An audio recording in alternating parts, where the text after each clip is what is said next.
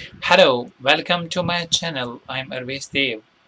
आज मैं तीसरा यूनिट लेकर आपकी खिदमत में हाजिर हूँ। टुलिप सीरीज 10th क्लास जेके पोस्ट। ये है from the diary of young girl, जो लिखा हुआ है एनी फ्रैंक ने। अगर आप सेकंड यूनिट की वीडियो देखना चाहेंगे तो यहाँ आपको हियर इस साइड में आपको एक आई बटन, सॉरी इस साइड में आपको एक आई बटन मिल जाएगा। तो आप उस आई बटन पर क्लिक करके सेकंड यूनिट की वीडियो का एक्सेस पा सकते हैं। आइए हम आगे बढ़ेंगे। अबाउट आथर के बारे में हम थोड़ी सी बात करेंगे कि ये एनी फ्रैंक कौन थी, कैसे जो है मंजर आम पे आई। तो देखते हैं। हमेशा की तरह पहले इंग्लिश में और फिर उसके बाद इसका उर्दू ट्रांसलेशन हिंदी और उर्दू में। Frank was born on June 12, 1929. She had an experience of World War II in her early life. She was Jewish by blood and German by birth, and his family moved to um Amsterdam after the Nazi gained power in Germany.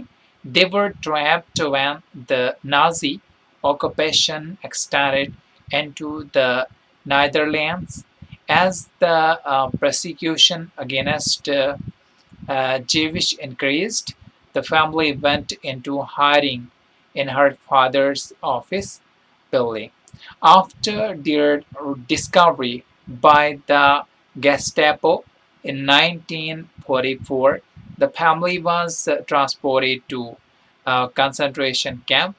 In 1945, uh, Annie died of the typhus at Bergen-Belsen at the age of 16. When World War II ended, Annie's friend found her diary when her father published, uh, which her father published under the name of Diary of a Young Girl in 1952. Anne Frank जो है 12 जून 1929 को पैदा हुई और अ, उसको world war second का experience था उसकी ज़िंदगी में। और वो जेविश खून की थी और जन्म उसने जर्मन में लिया था।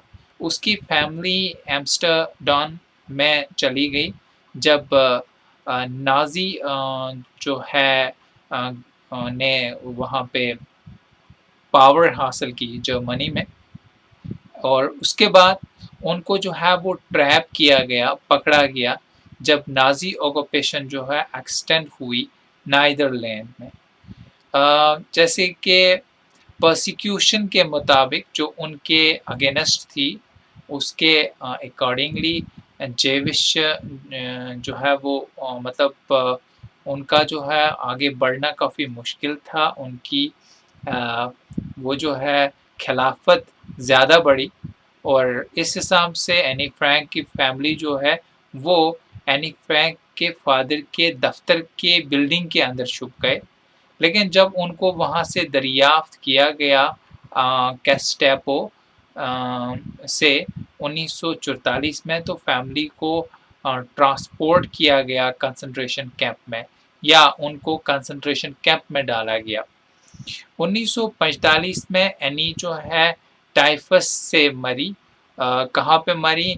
ये बर्गेन बेल्सन में मरी और उसकी उम्र उस वक़्त 16 की थी।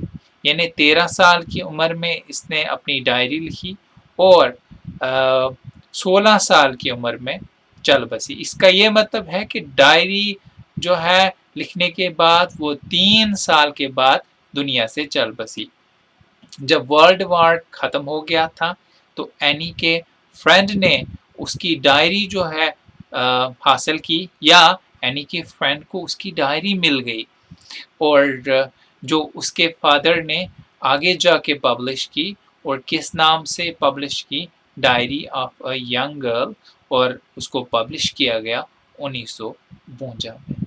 ठीक समझा कि स्टूडेंट, ये था कुछ एनी फ्रैंक के हवाले से थोड़ा सा इंट्रोडक्शन, क्योंकि जब भी हम कोई चीज़ किसी की पढ़ने जा रहे हों या जा रहे होते हैं, तो ज़रूरी है उस आदमी के बारे में या उस औरत के बारे में थोड़ा सा जानना, जो हम यहाँ पे जान गए हैं। अब हम आगे बढ़ेंगे। आगे अब इसकी समरी। अब कहता है कि one day Annie felt a little disturbed. She couldn't decide whether to go out or remain inside. Annie wanted to write, but this idea actually began coming to her that she had not written. But she decided to write now, and also decided that she wouldn't let anyone read her diary till she found a real friend. She wrote that she had a loving parent and a 16-year-old sister and about 30 people whom she called her friends. She had a nice home but no true friend. She couldn't get closer to one whom she called the friends. She decided to write a diary. अब क्या कहता है कि Anne Frank ने एक बार थोड़ा सा खलल महसूस किया। वो डिसाइड नहीं कर सकी कि उसको अंदर रहना चाहिए या बाहर जाना चाहिए। एनी लिखना चाहती थी, लेकिन ये आइडिया उस के अंदर से हकीकत में शुरू हो गया आना, लेकिन वो लिख ना सकी। जब उसने डिसाइड किया लिखना, और फिर उसने डिसाइड किया कि वो किसी को भी ये पढ़ने नहीं देगी इस डायरी को, जब तक ना उसको कोई एक अच्छा खासा दोस्त मिले। एक अच्छा खासा का मतलब है एक अच्छा सच्चा दोस्त मिले। उसने लिखा, और फिर उसने क्या लिखा डायरी में? अपने लविंग पेरेंट्स के बारे में लिखा। लविंग पेरेंट्स मीन्स जो काफ़ी ज़्यादा प्यारे उनके वालदेन थे, या उनके जो है वो क्या बोलते हैं, फादर और मदर थे। और फिर उसके बाद उसने 16 ईयर ओल्ड सिस्टर, यानी कि 13 बरस की जो सिस्टर थी या बहन थी, उसके बारे में उसने अपनी डायरी में लिखा। और उसके बाद उसने यानी कि 30 लोगों के बारे में लिखा जिनको वो अपना फ्रेंड करार देती थी। और उसने एक अच्छे उसके पास एक अच्छा घर था, लेकिन सच्चे दोस्त नहीं थे। आप जो है वो उनके जो मतलब पास में या उनके करीब नहीं हो सकती थी जिनको वो दोस्त करार देती थी। उसने एक डायरी लिखना शुरू कर दिया, या डायरी लिखने का फैसला कर दिया। She liked the diary to be her friend and named it Kitty. She wrote briefly about her life. She recorded that her father married her mother when he was 36 years old. Her sister Margot was born in Frankfurt in Germany in 1926, and that she, Annie, was born on June 12, 1926, and her mother, Edith, went to Holland. She and her sister were sent to Aachen to stay with their grandfather. with their grandmother.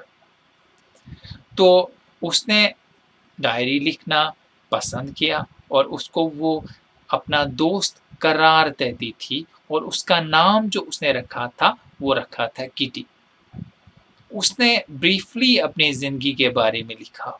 उसने अपने father को एक इस तरह से record किया कि उसने उसकी माँ के साथ शादी की जब वो 36 साल की उम्र का था, और उसकी सिस्टर जिसका नाम उसने अपनी इस डायरी में लिखा, मार्गरेट, वो फ्रैंकफर्ट जर्मनी में पैदा हुई 1926 में। और वो यानी कि एनी जो जून 12 1929 को पैदा हुई और उसकी माँ एडिथ हॉलैंड चली गई और उसको और उसकी बहन को एचन भेजा गया कि वो अपने दादी या नानी के साथ वहां रहे. Annie was sent to nursery school and stayed there up to 6. In the 6th class, her teacher was Mrs. Kipores, the headmistress. अब एनी को नर्सरी स्कूल भेजा गया, वहां पे उसने 6 साल तक पढ़ा और उसके बाद 6 यानी कि 6 क्लास में यानी कि 6 दर्जे में उस उसकी जो टीचर थी वो थी मिस्टर क्यूपर्स, जो वहां की हेडमिस्ट्रेस थी.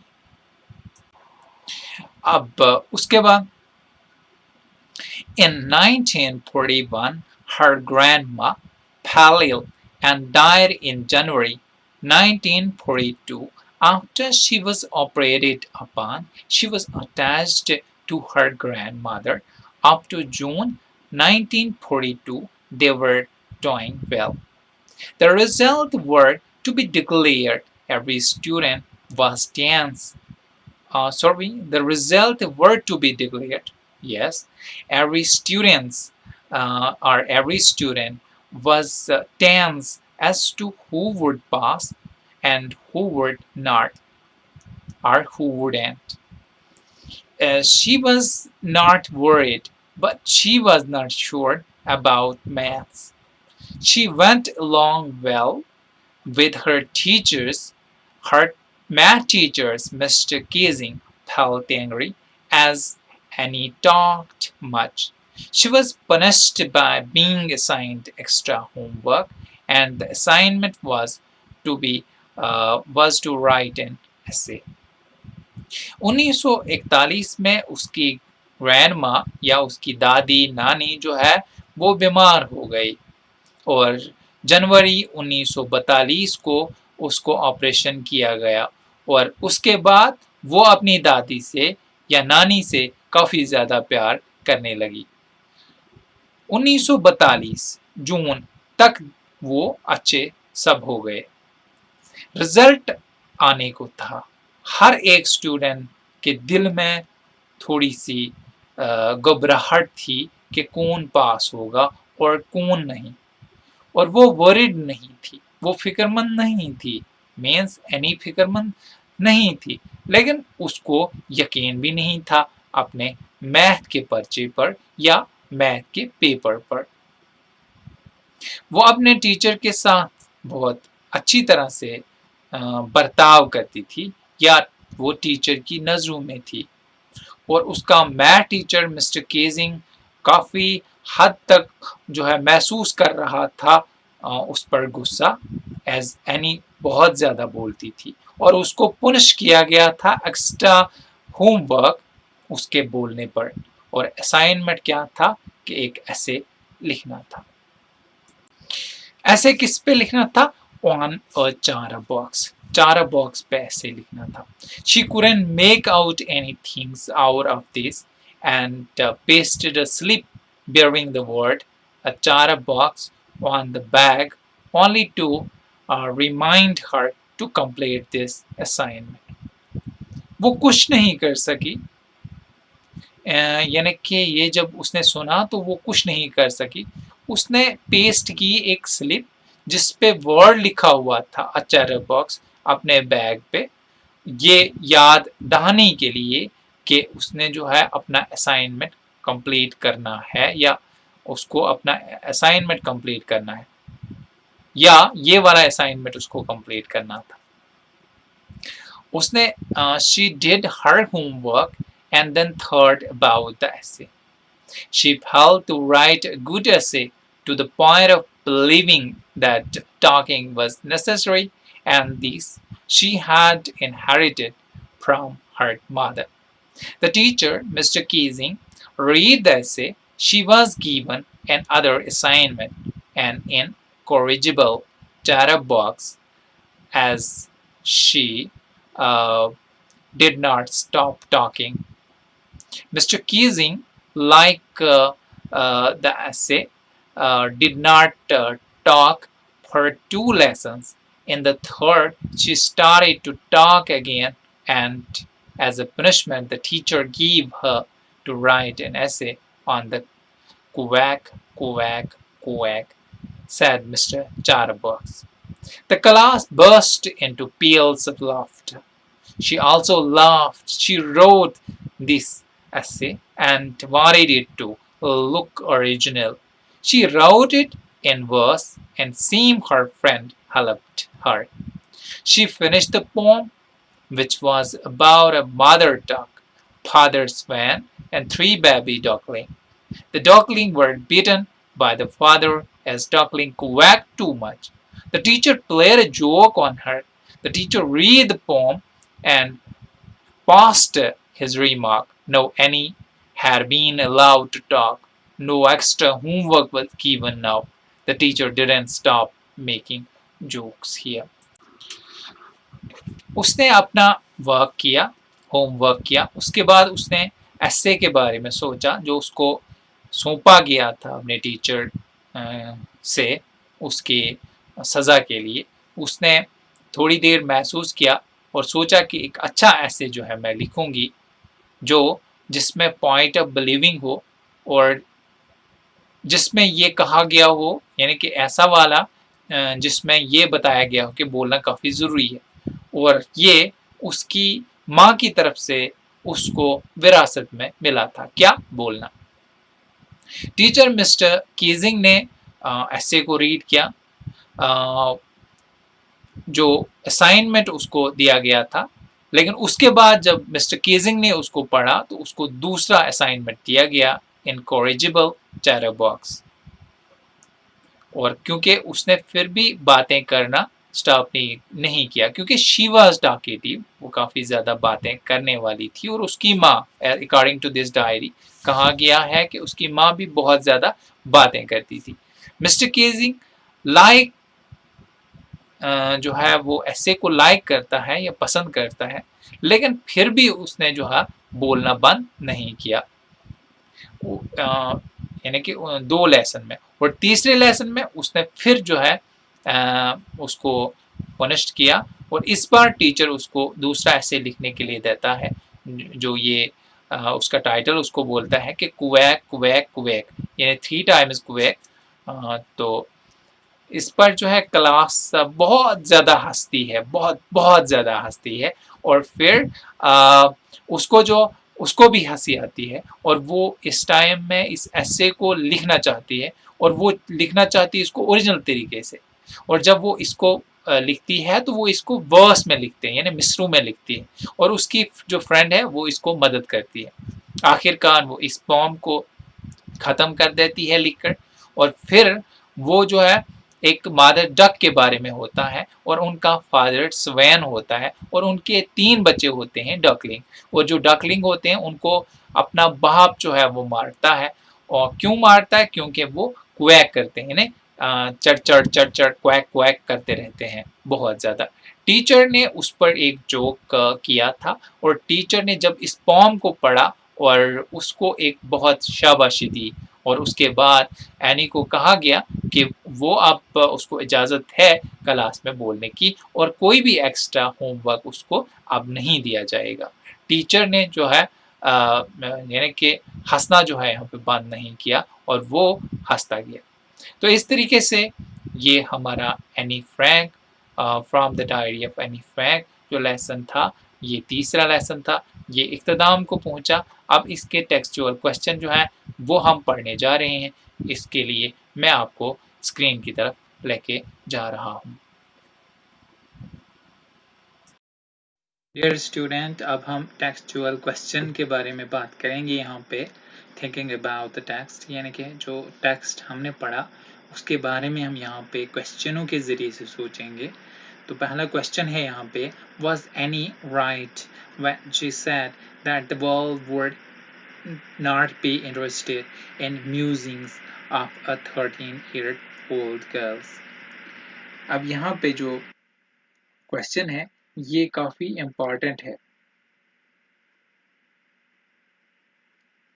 इस हिसाब से कि ये कहता है कि क्या एनी ठीक कह रही थी जब उसने कहा कि world would not be interested, कि दुनिया जो है वो दिलचस्पी नहीं लेगा इन द म्यूजिक। अब म्यूजिक यहाँ पे जो है वो क्या बोलते हैं, ऐसे इरादे होते हैं या आइडियाज होते हैं, उनको म्यूजिक कहते हैं। यानी कि इरादे जो थे 13 साल की उम्र की लड़की के, लोग उसमें इंटरेस्टेड नहीं होंगे या दुनिया उसमें इंटरेस्टेड नहीं होगी। क्या वो ठीक कह रही थी? यहाँ पे कह रहा है answer, any is absolutely right because she was only 13 years old and people didn't expect from her. People like to read books written by famous authors. अब कहता है हाँ, एनी यहाँ पे बिल्कुल सच कह रही थी, क्योंकि एनी 13 बरस की थी या 13 साल की थी। लोग उससे कोई भी उम्मीद नहीं कर सकते थे या नहीं, या लोगों ने उससे कोई उम्मीद वाबस्ता नहीं की हुई थी। People like to read books written by the famous authors, और लोग जो है वो पसंद करते हैं किताबें पढ़ना जो काफ़ी बड़े मशहूर मुसन्निफ़ों की होती है। क्वेश्चन नंबर 2 यहाँ पे कह रहा है कि in which language was the diary of Anne Frank originally written. कहता है कि एनी फ्रैंक की जो डायरी थी वो किस में लिखी गई थी, बुनियादी तौर पर या ओरिजिनल तरीके से वो किस में लिखी गई थी। ये कहता है कि the diary was originally written in Dutch, वो डच में जो है ओरिजिनली लिखी गई थी।